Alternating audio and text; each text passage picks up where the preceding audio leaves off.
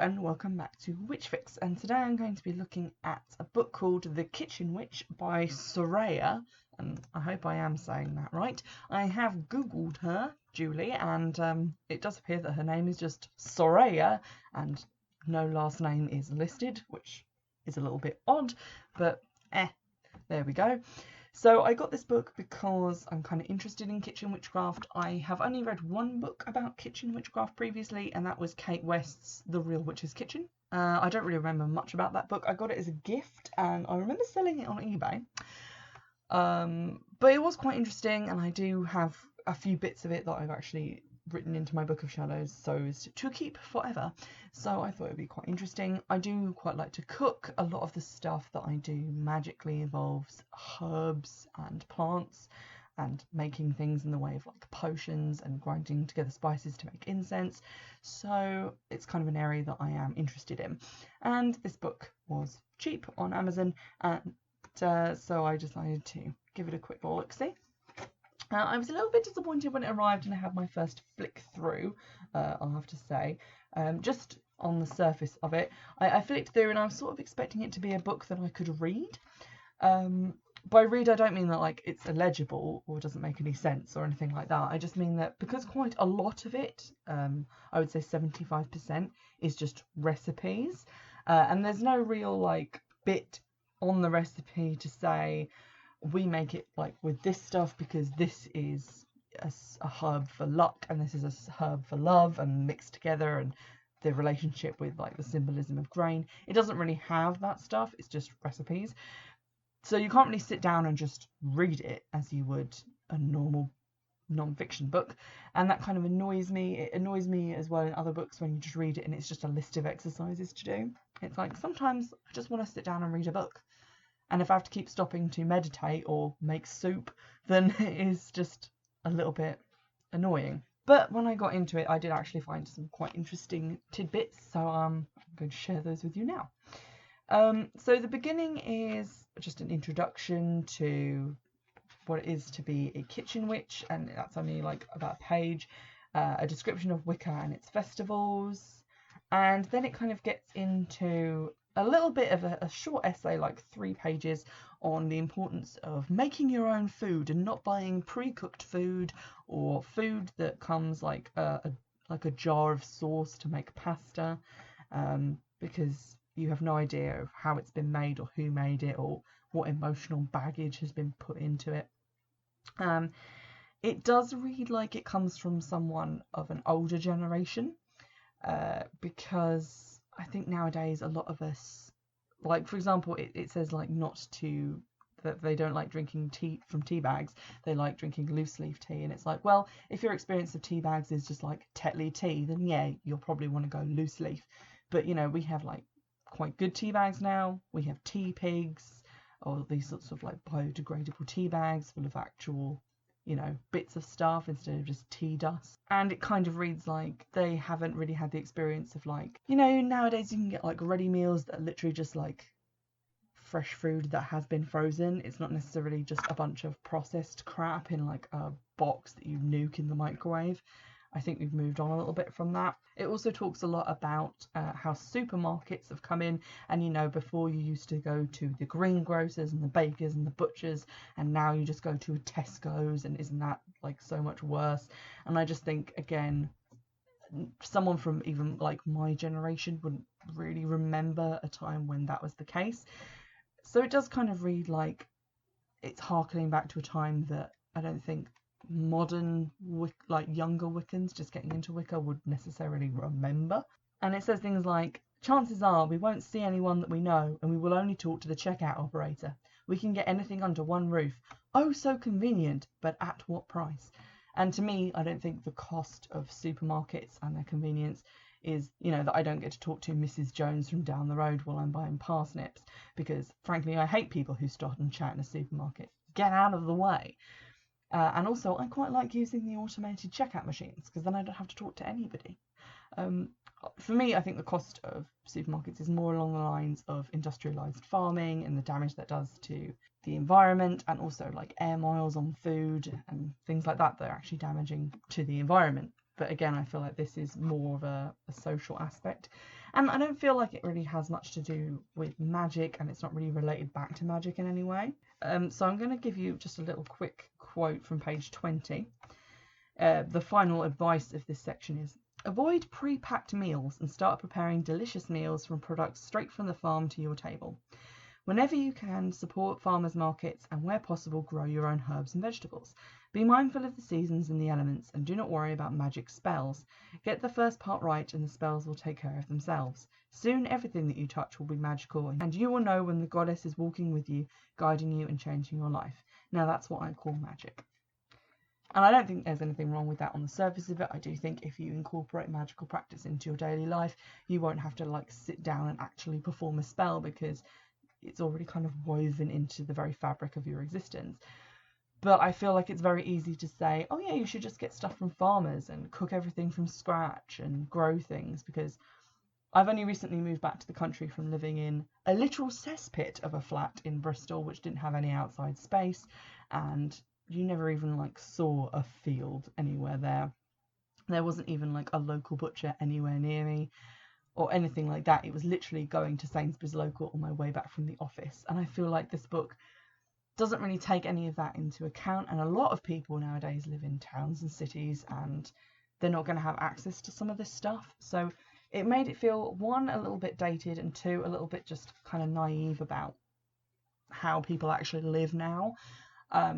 I've read quite a few books about like urban magic and urban practice, and I'm going to review those when I have the time to reread them to refresh my memory. But there's quite a lot of stuff in that about like urban foraging and making use of your environment, and I kind of wish that this had had a little bit more of that in it, because it feels like it went very kind of straight down the line with natural is good and shop bought is bad. But it's like, well, some people can only have shop bought, and if you buy a tin of tomatoes and make a pasta sauce with those, how is that any better than finding somewhere in the country where you can buy tomatoes and then making those into a sauce? Also, I did find a recipe later on when I was flicking through just looking at recipes, which says to use tinned soup. And I was like, well, make your mind up. The recipe is on page 59 in case you want to check and see if I am correct. It is a recipe for chicken soup pie. And you put condensed chicken soup in it, but I would describe that as a convenience food, which we're not meant to be using according to the beginning of the book, so I got very confused. Anyway, enough ragging on the introduction. Beyond that point, I was happy to discover there was actually like useful and relevant information, which I really liked. Page 37, for example, has a really good herbs and spices guide. It lists 6 goals: love, luck, protection, money, insight, and success. And then on the next page, page 38, wisdom, travel, courage, peace, happiness, fertility, and health. And it lists spices that you can eat, and then spices or plants that you could bring into your house or dining room and not eat, but just have as decorations, also associated with that magical goal. And that's nice, because I find a lot of books, like I have Llewellyn's Incenses, Oils and Brews, which is just indispensable in terms of recipes for all of the above. But I do find some of the herbs in that, there isn't really a guide as to whether I can eat this or not. And also a lot of them are quite hard to come by, or at least they were before I developed an addiction to online shopping. So, a lot of the times you don't have copal resin or frankincense oil or various other things. Whereas I think anyone who cooks reasonably regularly would have things like cinnamon or coriander around, and even if they didn't, they could go to the Sainsbury's on the corner or your local Indian grocery store and buy a big bag of it for £1. So it's not that hard to come across, and that's quite a nice section to have in a book. I'm probably going to copy that into my Book of Shadows, to be honest, because it's just seems like quite a useful reference. After that, the majority of the book is given up to sabbats. So for each section, you get a brief introduction to the sabbat, and then what colours, crystals, incense, ingredients you can use to celebrate it, what the purpose of the sabbat is in a sort of short 20-line paragraph, and then a sample ritual or blessing or a hand fastening or something that you could do at that time. And at the beginning of each Sabbath section is a sort of little poem about the Sabbath, or that could be used maybe as a blessing. This one I particularly liked. It's for Ostera and it's page 142, and it says, I plant my seed that it may grow, my hopes within it too I sow. Dear Goddess, see what I pursue, and help me see my dreams come true. If I deserve it through work and toil, here symbolized by fertile soil, the day will come through my volition when I will see my work's fruition, and it harm none, so be it. And I think that's really nice.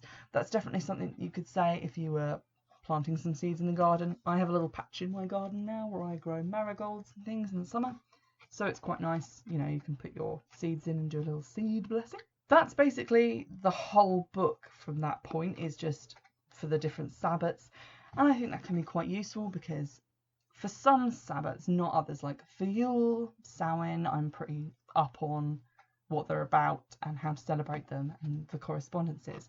But for me, a lot of the summer ones kind of blur into one. Like from Beltane to Samhain, I'm just kind of like something to do with sun and grain.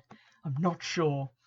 Whereas this kind of breaks them down and gives them different ideas behind them and really explains it in a really nice way. So if you were actually looking for a correspondence or guide on how to celebrate the Sabbats appropriately and recipes with which to do that, this is again an excellent book for that.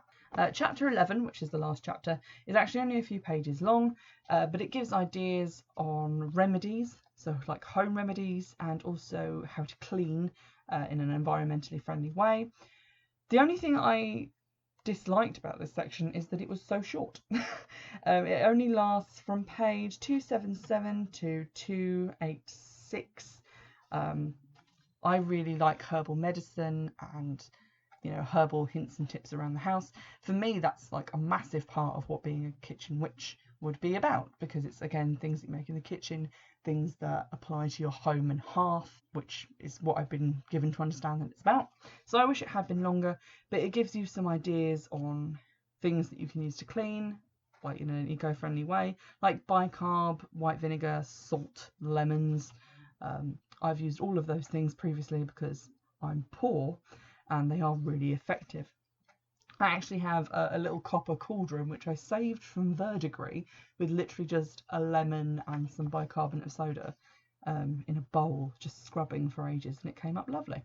There's also some recipes in here for cleaning products like wood furniture cleaner, carpet refresher, a lot of things for air freshener, which is basically just various combinations of water and essential oils.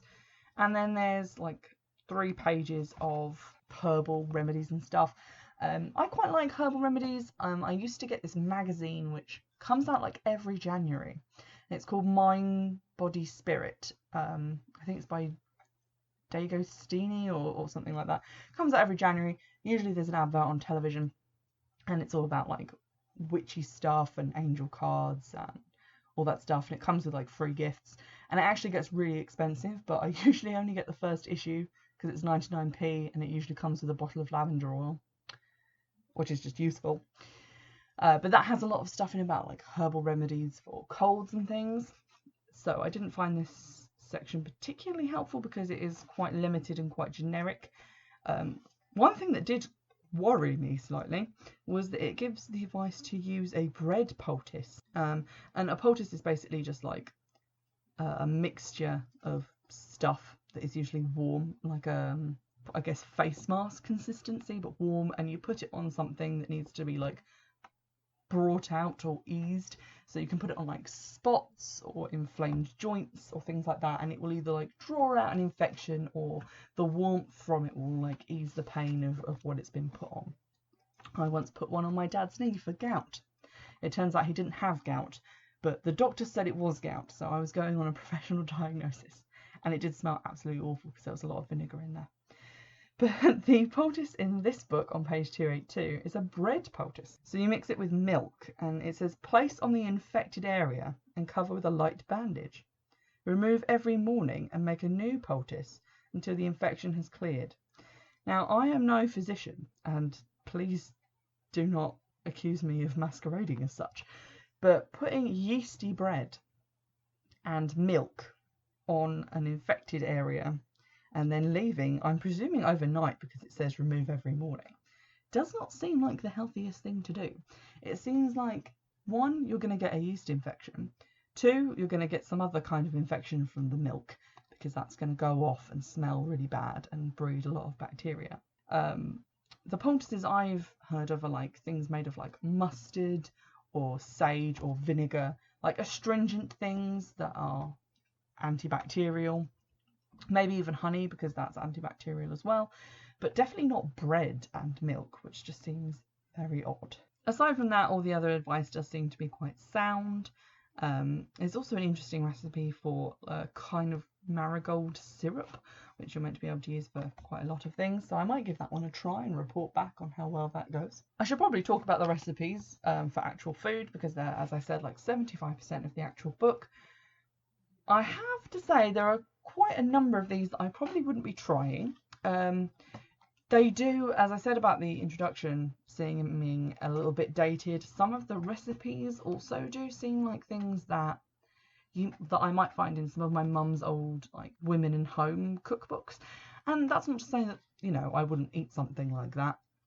But I don't think many younger witches, and by that I mean like sort of late 20s and down towards the teens, would be making for Samhain roast ham with rosemary, roast pork tenderloin, roast cauliflower, bubble and squeak, or pickled beetroot. Those just seem like quite adult things, and also things that you wouldn't necessarily make for like a solitary celebration. There's quite a nice recipe for cinnamon bread for Samhain, which I might do. Lemon and rosemary biscuits, that sounds really nice. Recipe for toffee apples. I don't know that you would need a recipe for a toffee apple, but okay, sure. Cider punch. There's recipes for non-alcoholic mead, pumpkin cheesecake. Those sounds like things that, you know,